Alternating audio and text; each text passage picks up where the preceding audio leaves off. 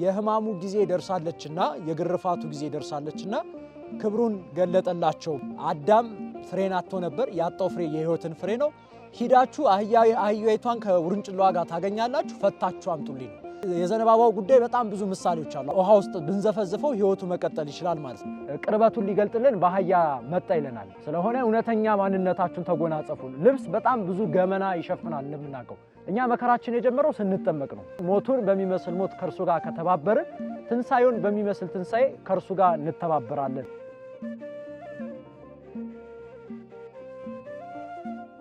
በስመ አብ ወወልድ ወመንፈስ ቅዱስ አሐዱ አምላክ አሜን። ውድ የእግዚአብሔር ቤተሰቦች እንደምን ቆያችሁ? አሜን። የአባቶቻችን አምላክ ልዑል እግዚአብሔር ስሙ የተመሰገነ ይሁን። እንኳን ለታላቁ በዓል ለበዓለ ሆሳዕና አደረሳችሁ አደረሰን። እንደ ቅድስት ኦርቶዶክሳዊት ቤተክርስቲያን በጣም በታላቁና በታላቅ ድምቀት የሚከበረው የምናስበው በዓለ ሆሳዕና ነው። እንግዲህ እንደ እግዚአብሔር ቅዱስ ፍቃድ በሚኖረን አጠር ላለች ደቂቃ ስለዚህ በዓል ምንነትና ማንነት የምንመለከትበት ይሆናል። የሊዲያን ልቦና የከፈተ መድኃኔዓለም ኢየሱስ ክርስቶስ የሁላችን ልቦና ይክፈትልን። እንግዲህ ታሪኩ የሚጀምረው የሆሳዕና በዓል በማቴዎስ ወንጌል ምዕራፍ 21 ላይ ከቁጥር 1 ጀምሮ እስከ 6 እስከ 7 ባለው ስንመለከት አምላካችን ኢየሱስ ክርስቶስ ወደ ቤተ ፋጌ ወደ ተባለች ወደ አንዲት መንደር ወደ ቢታንያ እንደገባ መጽሐፍ ቅዱሳችን ይነግረናል ማለት ነው።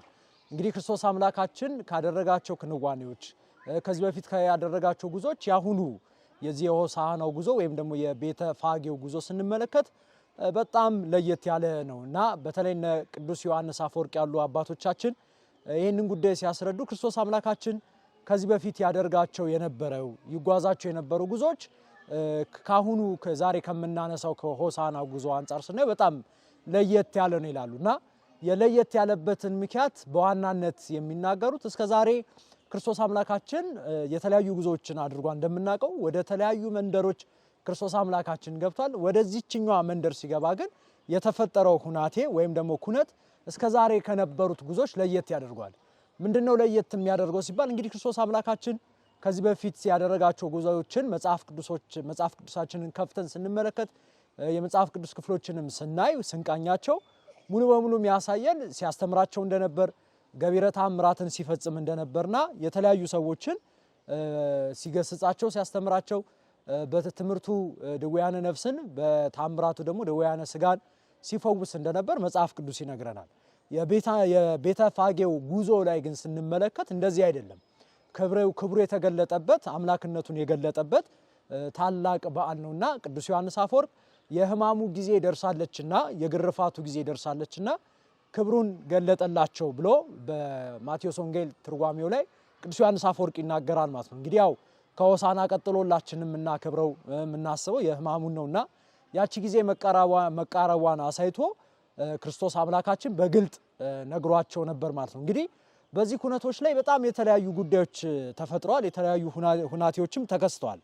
እንዳብነት ያህል ወንጌሉ ገና ስንጀምር አስቀድሞ እንደሚነገረን ክርስቶስ አምላካችን ቅዱሳን አባቶቻችንን ወደ ጠቀስናት መንደር ሂደው አህያዋን ከነ ውርንጭላዋ አግኝተው እንደሚያገኙና ፈተው ማምጣት እንዳለባቸው ትእዛዝ እንዳስተላለፈ ቅዱስ ማቴዎስ በማቴዎስ ወንጌል ምዕራፍ 21 ላይ ይነግረናል ማለት ነው። እና እንግዲህ የኛ ቤተክርስቲያን የትኛውንም አይነት ትምህርት ስትጀምር የትኛውንም አይነት ነገርን ስትጀምር ከመተርጎም ነው የምትጀምረው። እንግዲህ ሆሳዕና የሚለውን ቃል ስንመለከተው ሆሳዕና ማለት በዕብራይስጥ ቃል የተነገረ ቃል ነው። ትርጓሜው መድኃኒት ማለት ነው። አንድም ደግሞ አቤቱ አሁን አድን ማለት ነው። እንግዲህ ክርስቶስ አምላካችን የመጣበት ዘወረደ ብለን ከጀመርንበት ጊዜ አንስቶ እስከ ስቅለቱ ድረስ ያለውን ጉዳይ ስንመለከተበት የመጣበት ዓላማው አንድ ዓላማ ነው። ክርስቶስ አምላካችን ሰዎችን ለመፈወስ ብቻ ሳይሆን ዋናው ዓላማው ክብር ይግባውና አምላካችን ክርስቶስ ወደዚህ ምድር የመጣበት ትልቁ ዓላማ ምንድነው ሲባል ሰዎችን ለማዳን ነው። ለዚህ ነው አራቱም ወንጌላውያንን መጽሐፍ ቅዱስ ከፍተን ስናይ የክርስቶስ አምላካችንን ወደዚህ ምድር መምጣቱን በግልጥ የተናገሩት የጠፋውን ያድን ዘንድ አምላክ ወደዚህ ምድር እንደመጣ ወንጌላውያኑ በተለያየ አገላለጽ ገልጸዋል። ታዲያ ይሄንን ለመፈጸም ክርስቶስ አምላካችንም ለአይሁዳውያንም ለፈሪሳውያንም ለጸሐፍትም ለእያንዳንዱም ሲመልስላቸው ይህንን ፍቃድ ይፈጽም ዘንድ ወደዚህ ምድር እንደመጣ ገልጦላቸዋል። ታዲያ አሁን ክርስቶስ አምላካችን በሆሳዕና በዓል ላይ አሁንም የድህነቱ ጉዳይ ነው ሲገለጥ የነበረው። ቅድም እንዳልነው ሆሳዕና ማለት አቤቱ አሁን አድን ማለት ነውና ይሄ ድህነቱን የሚፈጽምበት በቀራንዮ አደባባይ ላይ የሚሰቀልበት ጊዜ ቀርባለችና ይሄንን ገልጦላቸው ነበረ። በዚህችም ከተማ ላይ በቤተፋጌ ላይ የተፈጠረው ነው እና በጣም የሚደንቀው ምዕመናን ይሄንን ምስል የምንመለከት ሰዎች የከተማዋ ጉዳይ ራሱ መመረጥ ልብ ልንል ይገባል። እንግዲህ ከተማዋን ስናያት እንግዲህ በጣም ብዙ አይነቶች ከተማዎች አሉ። በጣም ብዙ ቦታዎች ላይ ብዙ መንደሮች ላይ ክርስቶስ አምላካችን እየዞረ እየገባ አስተምሯል ብለናል። የዚህችኛዋ ከተማ የተመረጠችበት አንደኛው ዓላማ በተለይ ቅዱስ ጎርጎርዮስ የተባለው የቤተክርስቲያናችን አባት ሲናገር የቤተሃጌ መልክዓ ምድሯ አቀማመጧ ወይም ደግሞ የቦቷ ያላት ይዘቷ ከመንፈሳዊ ትርጓሜ አንፃር ክርስቶስ ከመጣበት ዓላማ አንፃር ትልቅ ሰፊ የሆነ ሀተት አለው ይላል። ምንድነው ሲባል የበለስ ከተማ ተብላ ትጠራለች። እንግዲህ በጣም ብዙ ጊዜ ክርስቶስ አምላካችን አንዱ የምናነሳው መርገመ በለስ ብለን የምናነሳው እለት አለ እና የረገማቸው በለሶች ነበሩ። አዳም አባታችንም እናስታውስ እንደነበር ታሪኩ ከበለስ ጋር የተገናኘ ነው። በሉቃስ ወንጌል ምዕራፍ 13ም ክርስቶስ አምላካችን ያችን በለስ ባገኛት ሰዓት ፍሬ አልተገኘባትም እና ጠባቂው መልአኩ ተገልጦ እባክቺን ዓመት ተዋት ብሎ ጠባቂው ሲናገር አይተናል መጽሐፍ ቅዱስ ላይ እና በጣም የሚደንቀው ወደ ቤተሃጌ ወደዚህ ከተማ ሲገባ ይላል ቅዱስ ጎርጎርዮስ ሲናገር በለሷ ፍሬ የሌለባት ከተማ ነበረች እና ፍሬ እንድታስገኝ ፍሬ እንድትሰጥና ያቺ የሞተችው ማንነት እንድትቀየር ክርስቶስ አምላካችን በዚህ ከተማ ላይ የሆሳዕና ብለን የምናስበውን በዓል እንዲከበርና ሁናቴው እንዲፈጸም ሆኗል ማለት ነውና አዳም ፍሬን አጥቶ ነበር። ያጣው ፍሬ የሕይወትን ፍሬ ነው። አዳም በውድቀት ውስጥ በመሰበር ውስጥ በኃጢአት ውስጥና በጨለማ ውስጥ ጉዞ ውስጥ ነበረ። ከዚህ አርነት አምላካችን ክርስቶስ ነፃ ሊያወጣው መምጣቱን ሲያረጋግጥ ፍሬ ያጣውን የሰው ልጆች ሁሉ የሕይወትን ፍሬ ሊሰጣቸው መምጣቱን መገለጡን ለመግለጥ ወደዚህ ከተማ ክርስቶስ አምላካችን መጣ። እንግዲህ በመጣ ሰዓት ወንጌላውያኑም እንደሚነግሩን ቅድምም መግቢያችን ላይ እንዳነሳ ነው የመጀመሪያው የተደረገው ነገር ክርስቶስ ሲመጣ በጣም ለፈሪሳውያኑ አስደንጋጭ ነገር ነው የሆነው። ከተማ በጣም ነው የተጨነቀችው። ከዚህ በፊት ሲያስተምር እንደምንሰማው እንደምናየው በየተዟዟሩ በየሄደበት በየምኩራቡ እየገቡ ያስቸገሩ ነበር። ያሁኑ ግን የተፈጠረው ምንድነው ሲባል አደባባይ ላይ ነው ይሄ ጉዳይ የተፈጠረው እና ረበሻቸው። በጣም ነው የረበሻቸው። እናስታውስ እንደነበር ህዝቡ በእልልታ ሲያመሰግነው አይተው ህፃናትም ጭምር ራሱ ክርስቶስ አምላካችን እንዳመሰገኑ ባይ ሰዓት በጣም ፊታቸው ጠቁሮ ነበረ። እንደውም ክርስቶስን ምን አሉት? እባክህ ደቀ መዛሙርትን ዝም አስብልልን ከተማው እየተረበሸች ነው ይላልና አንዳንድ ሰው የቤተክርስቲያኒቷን ድምጽ ሲሰማ ከተማው ይረበሻል ብሎ ያስባል። እንደው በቤተክርስቲያኒቷ በቅዳሴ ሰዓት በአገልግሎቶቿ የምታሰማው ድምጽ ለከተማ መረበሽ የሚመስላቸው ሰዎች አሉና እነዚህም ሰዎች ተመሳሳይ ነገር ነው ያነሱት። ከተማችን ይረበሽብናል፣ ድምጻቸውን ዝም አስብልብን። እኛም በዘመናችን እንደሚገጥመን ቤተክርስቲያኒቷ በአገልግሎቷ በኪዳኗ በቅዳሴዋ ሰዓት በምታደርጋቸው ስርዓቷ አምልኮች ድምጻችሁ ይረብሸናል ቀንሱ ይባላልና የተመሳሳይ የአይሁዳዊነት መንፈስ ነው እና አይሁዳውያን ምስጋናውን ለማቆም ሞክረው ነበር። 40 ጊዜ ድምጽ ቀንሱ ቢባል ምስጋናው ግን አይቆምም። 40 ጊዜ አገልግሎት አቁሙ ቢባል ግን ቤተክርስቲያኒቷ ያከበራትን ማክበሯን ትቀጥላለች ማለት ነውና ወዲያውኑ በዚህ ሰዓት ላይ የተፈጠሩ ግን ሁናቴዎች ነበሩ እንደ ቀልድ ማናልፋቸው። ቅድም ካልነው ከድነታችን ጋር የተያዘ የመጀመሪያው ክርስቶስ አምላካችን ያዘዛቸው አይሁዳውያንም እንደሚጠይቋቸው ስላወቀ ለደቀ መዛሙርቱ ሁለቱን በላከቸው ሰዓት ያዘዛቸው ምንድነው? ቃል በቃል ሂዳችሁ አህያይቷን ከውርንጭላዋ ጋር ታገኛላችሁ፣ ፈታችሁ አምጡልኝ ነው። እንግዲህ የመጀመሪያው ጉዞ የተደረገው በአህያ ነው። ንጉስ በአህያ ሲሄድ አይተናናቅም። እንደምናውቀው ንጉስ በፈረስ ነው የሚሄደው፣ በሰረገላ ነው የሚሄደው። በአህያ የሄደ ብቸኛ ንጉስ ማን ነው ሲባል መድኃኔዓለም ኢየሱስ ክርስቶስ ነው። እንግዲህ በአህያ መሄዱ ሊቃውንት አባቶቻችን በተለያየ መንገድ ይተረጉሙታል። የመጀመሪያው ትህትና ነው። ክርስቶስ ራሱ ክርስቶሳዊነት የሚለውን ጽንሰ ሐሳብ ስናይ ትህትና ነው። ሐዲስ ኪዳን የተመሰረተው የሐዲስ ኪዳን ሕይወት ምንድነው ሲባል በትህትና ነው። ሰዎች ከእግዚአብሔር ጋር ለመቀጠልና የእግዚአብሔር ወዳጅ ለመሆን የሚቀጥሉት በምንድነው ሲባል በትህትና ነው። እንግዲህ ወልድን ፍቅር ከመንበሩ ሲስበው በበረት እንዲወለድ የሆነበት የትህትና ጉዳይ ነው። ዛሬ ደግሞ በአህያ ተጭኖ ንጉስ ሲሆን በአህያ ተጭኖ መሄዱ ሊቃውንቱ እንደሚያስተምሩን የትህትና ጉዳይ ነው። አንደኛው እሱ ነው። ሁለተኛው ደግሞ የሚያነሱልን ለምንድነው ሲባል ሁለት ናቸው እንደምናስተውሰው አህያይቱና ውርንጭላው ነው። የብሉይ ኪዳንና የአዲስ ኪዳንን ጉዳይ አንስተው ያነሳሉ። ውርንጭላዋ አዲስ ናት፣ ማንም ተቀምጦባት የማታቅናትና የአዲስ ኪዳን ሕይወትን አዲሱን ሕይወቱን ክርስቶስ እንደሰጠን እንዳገኘንና ገንዘብ እንዳረግን ለመግለጥ ይሄንን አሳይቷል ማለት ነው። የቀደመችው አገልግሎቷን እንደፈጸመች እና ፍጻሜዋን እንዳገኘች የብሉይ ኪዳን መስዋዕት እንዳለቀና የአዲስ ኪዳኑ መስዋዕት እንደመጣ ክርስቶስ አምላካችን ሲገልጥልን ይሄንን አድርጓል ማለት ነው። ሌላው ግን በነቢያት በተለይ በዘካርያስ የተነገረው ትንቢት ይፈጸም ዘንድ ክርስቶስ አምላካችን በአህያይቱ በውርንጭላይቱና አህያይቱን አስመጣቸው ማለት ነው። ከዛ ባሻገር ይዟቸው በሚመጣ ሰዓት ህዝቡ በጣም ያመሰግነው ነበር። ቅድም እንዳልነው ዘንባባቸውን እየያዙ ልብሳቸውን እያነጠፉ ክርስቶስን ሆሳና በአርያም እያሉ ያመሰግኑት ነበር። ለዳዊት ልጅ ምስጋና ይገባል እያሉ በጣም ይጮሁ ነበር፣ በጣም ያመሰግኑት ነበር።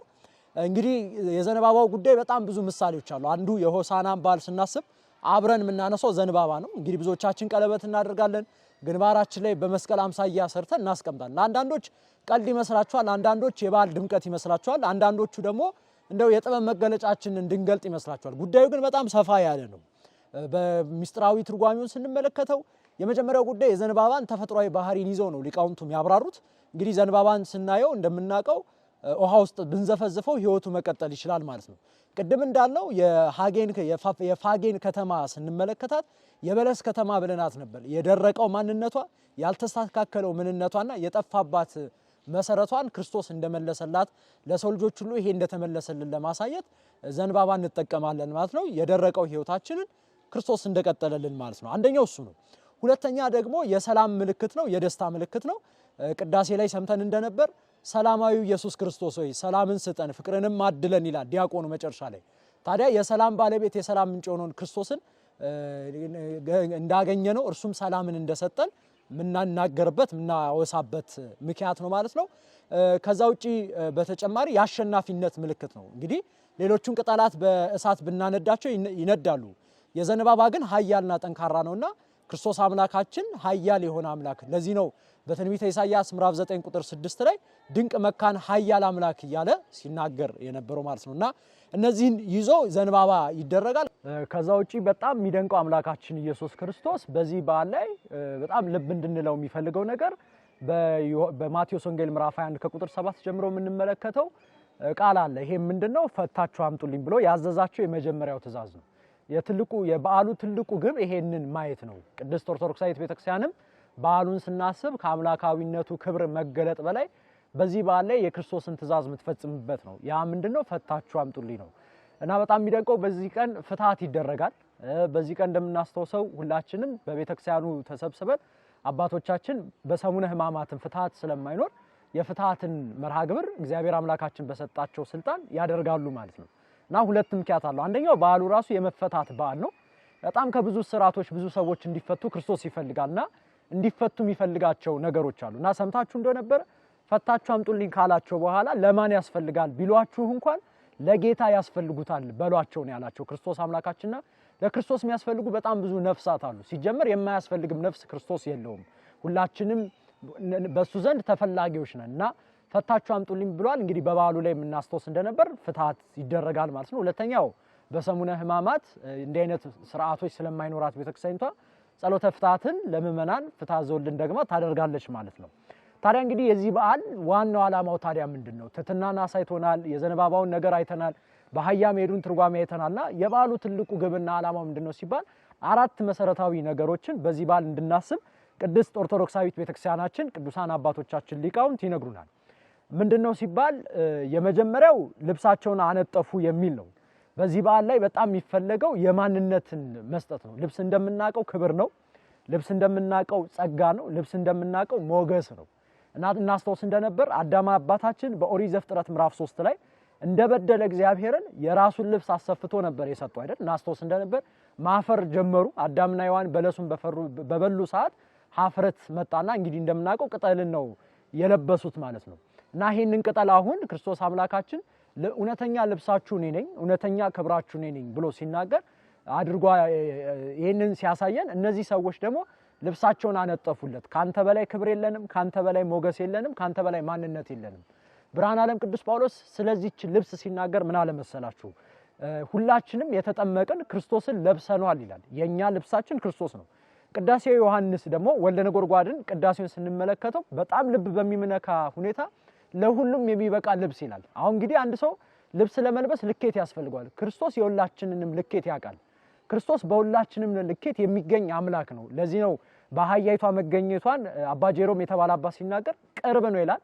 ቅርበቱን ሊገልጥልን በአህያ መጣ ይለናል። እንግዲህ አህያን የትም ቦታ ነው ልናገኛት የምንችለው አይደለ? ስለሆነ ክርስቶስም በዚህ ልክ ቅርብ መሆኑን በሁሉም ነገራችን ላይ ከኛ ጋር መሆኑን ለመናገር ለማጠየቅ በአህያ መጣ ይላልና በጣም የሚደንቃችሁ ብርሃነ ዓለም ቅዱስ ጳውሎስ ደግሞ ይሄንን ጌታ ቅርብ ነው ይላል። እና በጣም ብዙ ሰው የሚሸወደው ጌታ ቅርብ ነው ሲባል መቼም ከአጠገብ ቁጭ ይላል ማለት አይደለም። የተሰማህን ስሜት፣ የተጎዳህበትን መጎዳት፣ የተሰበርከውን ስብራት ካንተ በላይ እግዚአብሔር መረዳት እንደሚችል ሲናገር ነው ይላሉ ሊቃውንት። እግዚአብሔር ቅርብ ነው ተብሎ ሲናገርበት ሰዎች አመምን ብለን ብንነግራቸው የህመማችን ልኬትና ስሜቱ ላይረዱት ይችላል። ብዙ ሰው መታመምህን ሊያውቅ ይችላል። ብዙ ሰው መጎዳትን ሊያውቅ ይችላል። ክርስቶስ ግን ህመምህን ነው የሚያውቀው። ክርስቶስ ግን የህመምን ጥግና ስብራት ልኬቱን ማወቅ የሚችል አምላክ መሆኑን ሲናገር ነው ይላልና ልብሳቸውን አወለቁለት፣ እርሱ ደግሞ ልብስ ሆናቸው ነው። በኋላ ዓርብ ዕለት ስቀለው ስቀለው ብለው የሚናገሩት ህዝቦች ዛሬ ግን እነሱ ልብስ እንዲያገኙ እነሱ በጸጋ ውስጥ እንዲሸለሙ እርሱ እርቃኑን በቀራንዮ አደባባይ ላይ ሆነ ይለናልና የመጀመሪያው ጉዳይ ልብስን ማውለቅ ነው። እናስታውስ እንደነበር ለእግዚአብሔር የማይመጥኑ ልብሶች ደራርበው የሚመጡ ሰዎች አሉ። ልብስ እንዳልነው ክብር ነው፣ መገለጫ ነው። ለክርስቶስ የማይመጥነው መገለጫ ይዘው የሚመጡ ሰዎች እሱን አውልቁልኝ እያለ ነው ክርስቶስ። ስለሆነ እውነተኛ ማንነታችሁን ተጎናጸፉ። ልብስ በጣም ብዙ ገመና ይሸፍናል እንደምናውቀው። አውልቀው ልብሳቸውን አነጠፉለት ሲባል በፊት ለፊታቸው ያላቸውን ማንነት ገለጡለት፣ እሱ ግን በክብር መለሳቸው ሲል ነውና ለቤተክርስቲያኒቷ የማይመጥን ልብስ የደረብን ሰዎች አለን። ለክርስቶስ የማይመጥን ልብስ የደረብን ሰዎች አለና እሱ ልብስ አውልቁ ሲል ነው ይላል። ከአክብሮት አንጻርም እነሱ ቢያደርጉት በመንፈሳዊ ሕይወት ግን እነ ቅዱስ ጎርጎርዮስ ያሉ አባቶች ይሄንን ይናገራሉ ማለት ነው። ሁለተኛው የዚህ በዓል ውርንጭላ ያልተለመደው ጉዞ ብሎ ነው የሚያነሳል እና በጣም የሚደንቀው አዲስ ሕይወት ጅማሬ ነው። እንደምናውቀው ውርንጭላ ላይ ማንም ይሮባት አያውቅምና አዲስ ሕይወትን ክርስቶስ እንደሰጠን ነው። ብርሃነ ዓለም ቅዱስ ጳውሎስ በረከቱ ይደርብና በመልእክቱ ምን ይላል?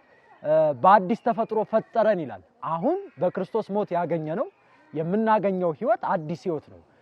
ከዚህ ቀደም ያላየነው ያልተሰማ ድንቅ የሆነ ሕይወትን እግዚአብሔር አምላካችን ሰጥቶናል። ለዚህ ነው ነብዩም ሲናገር ኑ በብርሃኑ ተመላለሱ ይላል። አሁን የብርሃን ሕይወት ተገልጦልናል። አሁን የምንመላለስበት ዘላለማዊ ሕይወት የምናገኝበት መንገድ ተገልጧል ሲል በዚህ ባህል ይሄን እንድናስብ ትፈልጋለች። ሶስተኛው የዘንባባው እሾህና ጣፋጭ ፍሬው ነው። እንግዲህ ዘንባባን ስታዩት እሾህ ነገር አለው። ከዛ ደግሞ ሊቃውንቱም እንደሚናገሩት ደግሞ ከአብሮ ከሚያይዘው ጋር ከፍሬው ጋር ያገናኙታል። የክርስትና ሕይወት አዲሱን ሕይወት ቅድም ያልነው ሰዎች ሲጀምሩ መከራ አለው። ብርሃነ ዓለም ቅዱስ ጳውሎስና ቅዱስ ዮሐንስ ወልደ ነጎድጓድ የሚያነሱት አለ። እኛ መከራችን የጀመረው ስንጠመቅ ነው። ለምንድነው መከራችን የጀመረው ስንጠመቅ ማለት? ዓለምን ክደን ነው። ለዚህ ነው ክርስቶስ አምላካችን ስለ ስሙ አጠራር ክብር ይግባውና በዓለም ሳላችሁ መከራ አለባችሁ ይላል። አንድ ክርስቲያን እዚህ ምድር ላይ ነገሮች አልጋ ባልጋ እንዲሆንለት አይደለም። ብርሃነ ዓለም ቅዱስ ጳውሎስም በሐዋርያት ሥራ ምዕራፍ 20 ላይ በሞቱ ለመስል ወዳለው ያለ ቅዱስ ጳውሎስ ሲከራከራቸው ቅዱሳን አባቶቻችን እናያለን ማለት ነው። ክርስቲያን ክርስቶስን ለማመን ብቻ አይደለም የተጠራው ከሞቱም ጭምር እንዲተባበር ነው።